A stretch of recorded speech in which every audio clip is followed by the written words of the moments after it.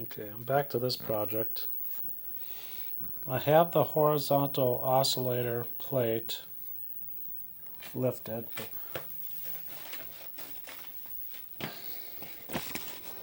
Right here,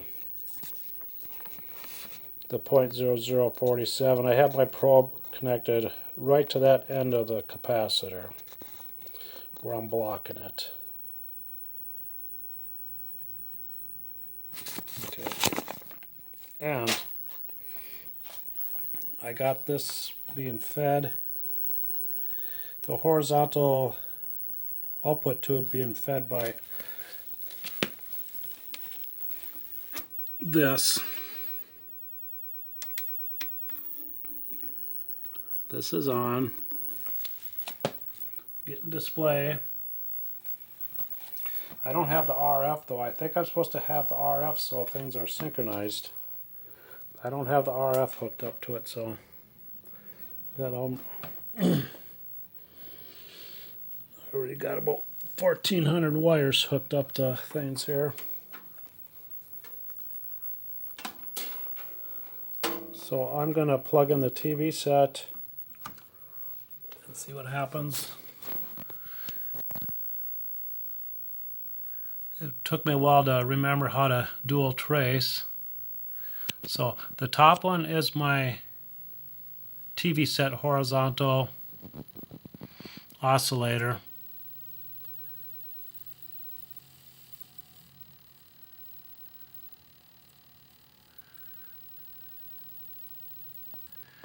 And I have cleaned, let me see, I'm going to make this one, I don't necessarily need that one.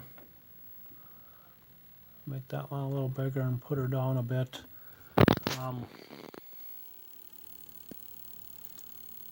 Like I say, the bottom one is from my test unit. I'm concerned about the top one.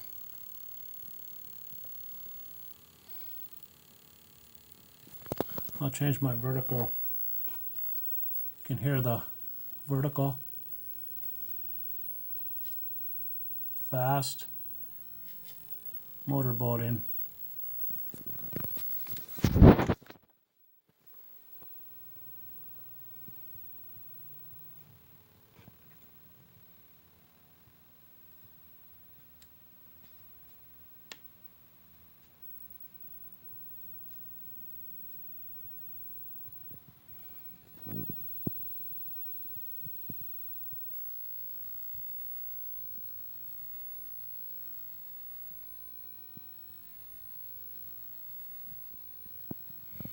Don't seem to be fluctuating too much here.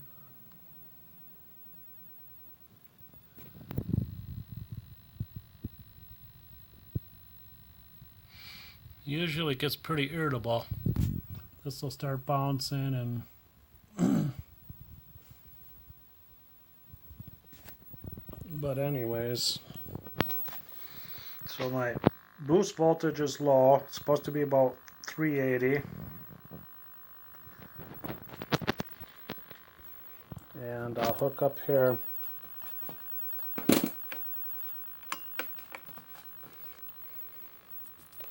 Now my junction here ain't very professional because I have my scope hooked up, and that's my horizontal drive from the test unit, and it's going into here and going to the horizontal control grid. So I put it there. I am getting negative 40 over a little over negative 45 volts. I just zeroed that up.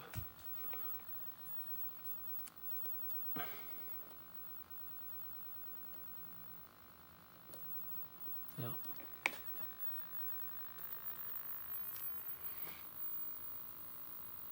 So I got good negative control grid voltage there, but that's from my test unit.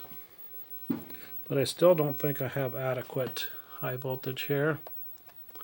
I toasted my high voltage tube by letting it arc. So I ain't got nothing.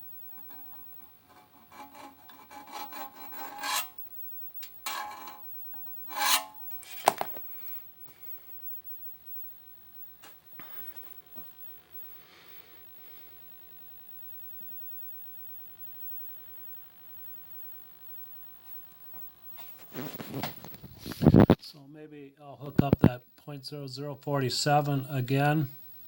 Then if I choose to disable it, I do have a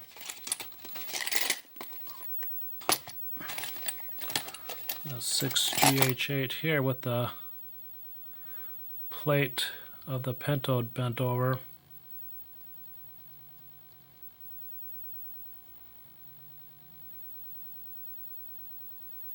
So here's my high voltage. I cracked it, drawing an arc from that spot. I guess that's a mistake.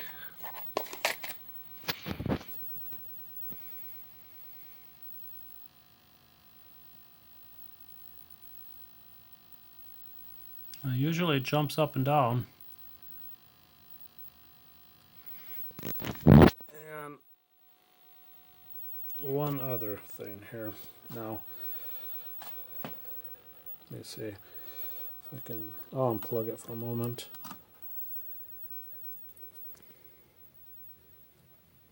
Because these test probes get pretty hot inside there. So, I'll change this to channel 1. I'll just drop it, center it, and where the hell's the center here?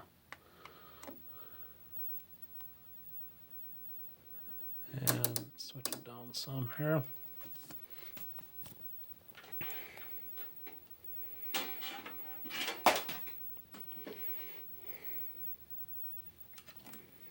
Get so many wires here I can't find the probe.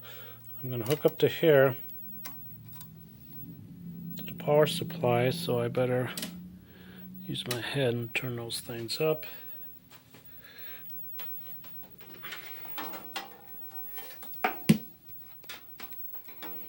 And plug it back in, I guess. I gotta go to DC. No, AC.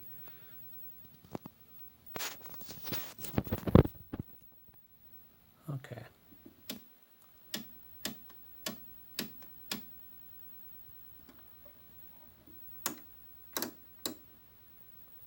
Okay, I'll leave it there. Okay, my vertical hold is all the way clockwise, counterclockwise. I wish I could have a stable.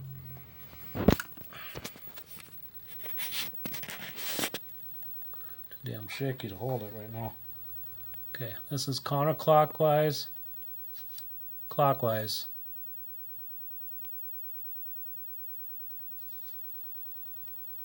So I'm assuming that's telling me that 200 microfarad is open and or leaky and or whatever. But now if I go to turn it, to put it on the other section, I gotta put this up. It has to go up because there's more AC, but safety too.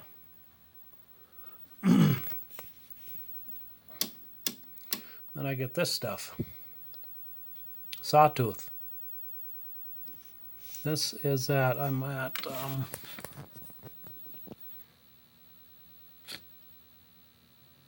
10 volts per division, I think it says.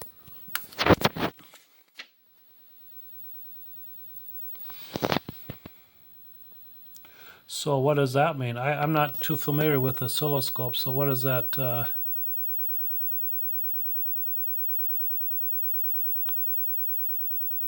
15 volts or something? AC, it can't be that much. Okay, I will put this on to AC, 50 volts. Find the probe and hook up to 50 volts.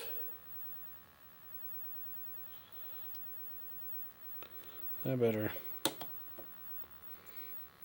put it up there and test drive it first.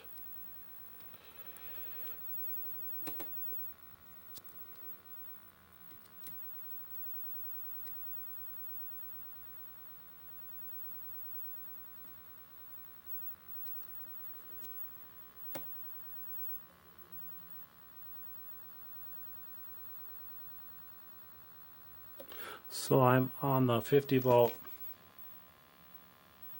scale, which is that scale.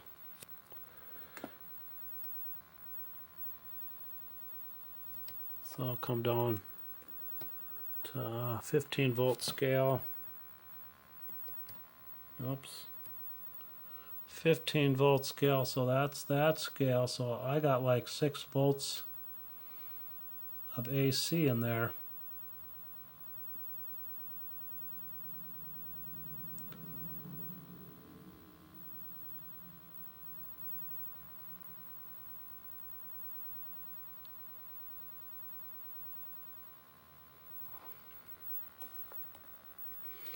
But I don't have any 200 microfarad capacitors at 150 volts or whatever it's supposed to be, 250 volts or 200 volts, whatever it's supposed to be.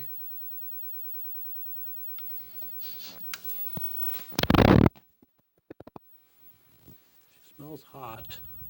I'm not sure if that's a red spot on the horizontal output or not. I think it looks like an orange spot, so I probably have to shut this off. That's my boost. It's supposed to be 380.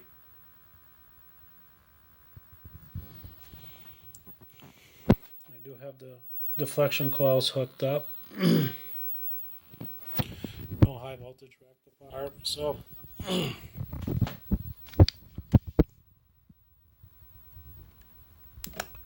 my other concern was that control grid. That's still hooked up.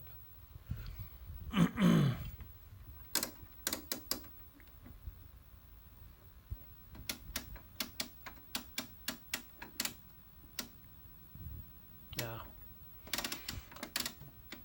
I don't have it hooked. I have it hooked to my test unit, so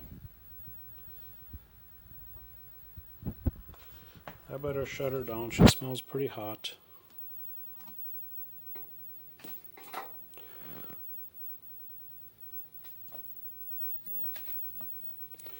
And these turns here, they may have better lighting. No.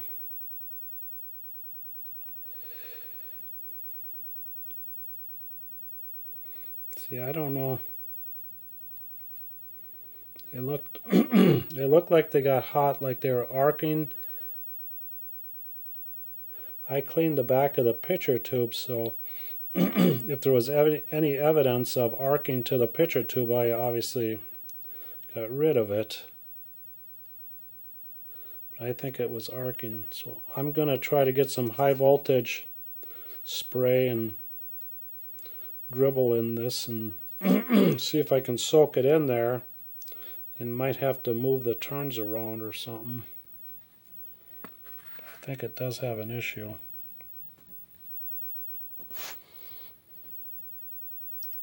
But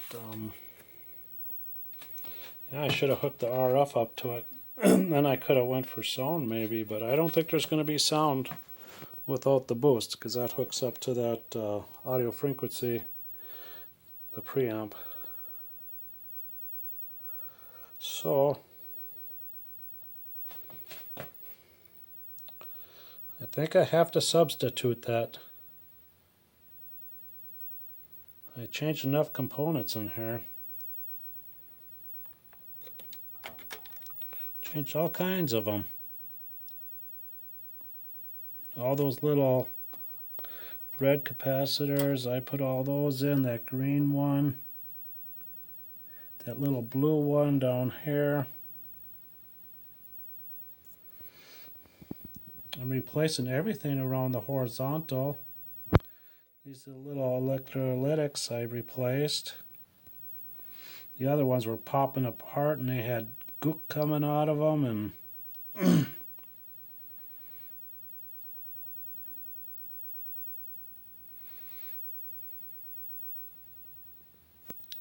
I'd like to replace this one, but that's like 3.5 kilovolts. I think it was a 470 picofarads. It's hotter than hell. Should be breaking off soon. I move it enough. But when I got this thing, it had this black sooty stuff inside it, and it had all this like metal fiber in there. So I don't know if there, if there's a voltage, the control grid voltage on the horizontal output is supposed to be negative 45, and I don't know if there's some kind of trail heading towards the control grid and changing the voltage, because I had that in 2 guitar amplifiers.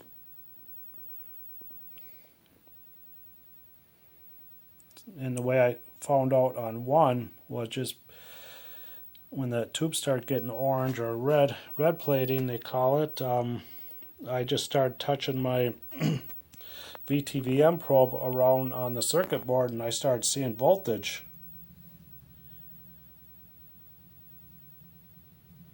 So that's what I'm concerned about on this, is voltage traveling around to that control grid there.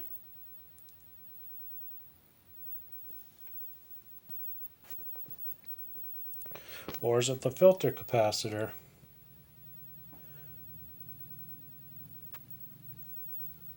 So I'll leave it at that.